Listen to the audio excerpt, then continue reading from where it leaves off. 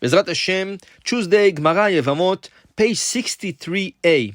ואמר רבי אלעזר, עתידים כל בעלי אומנויות שיעמדו על הקרקע. There's going to be a time when everybody are going to start working the land.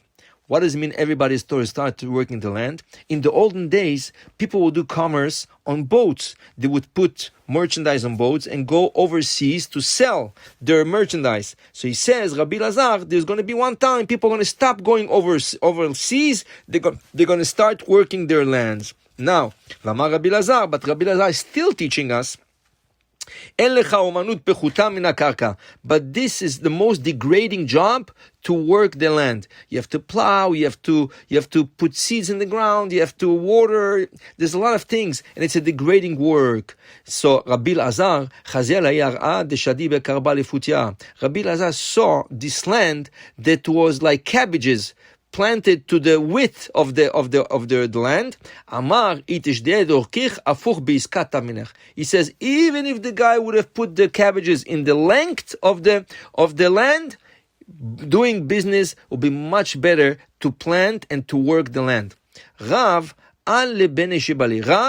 one time was in a field of wheat stalks. Chazanu de kanafian. There was a little bit of wind, and the wheat stalks would balance from one side to the other.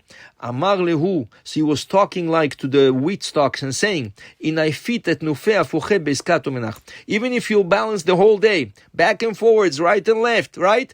Doing business, it's much better than taking care of you guys. Amar Rava. If you have cash and you do business, you can buy every day meat and wine. But if you invest your money into the land, this is the worst business you can ever make. Amar Rav Papa, zera velot isbin. Says Rav Papa, if you can plant your own wheat and make your own bread, it's much better than buy the wheat from the marketplace. Both are the same. He says no. Even though they look the same, it's wheat and wheat. What's the difference? The one that you planted have a blessing. From here you understand, if you can make challah for Friday, it's much better to buy it from the bakery.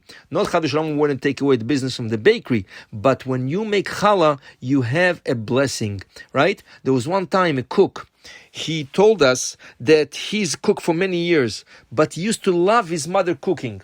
And he said, not because my mother cooked better than me. I cooked much better than my mother, but I used to love my mother's cooking. And we asked him why. So he says, when I cook commercially. I cook so people can eat. I cook so people can enjoy my food and have my parnasah.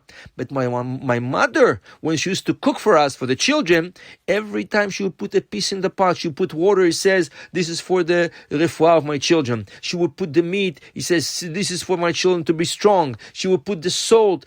I want my children to enjoy the food. She would put blessing all along the cooking. Her food was blessed. Maybe not the tastiest, but the most blessed food on earth. The same thing, when you make challah lichvot Shabbat for your family, you bless your husband and you bless your children and you bless your house, and you, like the Navi says, le'aniach beracha el betecha. So that's what Rav Papa is telling us.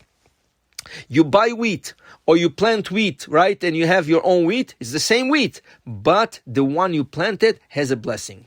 And the Gemara says, he continues saying, right? When you see a hole in your wall, don't wait it becomes a big crack, because then it's going to take much more to fix it, right? And when you have a crack in the wall, right? Shapitz v'lo tivneh. Just fix it. Don't break down the wall, because you never know what surprise you're going to find behind the wall and what problems. Maybe there's an electricity wire and you're going to cut it and you're going to need an electrician. What for? You could have just closed up the crack and that's all, right? And it says over here, building a building, it takes away, it draws all your money away from you, right? The best business is to buy lands, right? So even today, the best business is to buy a land. You have a little bit of money, invest it in buying land, right?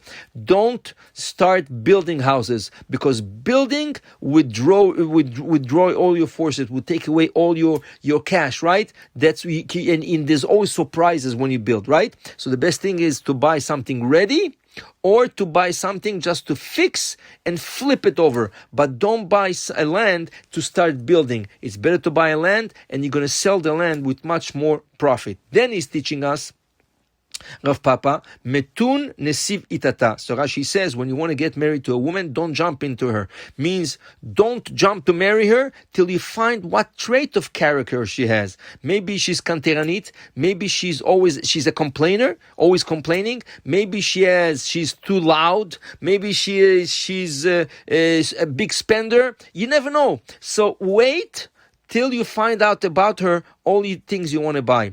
It says over here also, Nechid Darga Nesivitata. Also, don't take a woman which comes from very, very important family. Why? Because she's always going to look down at you. He says she's always going to attack you and say, oh, where are you coming from? I came from a very important family. I took you. You took him. He took you. But she's always going to tell it to you, right? So it's better to take a woman which comes from a less important family than you, but with good trait of characters. And this way, right, the shidduch and the couple would work out good. You have a great day. Baruch Adonai le'olam. Amen ve'amen.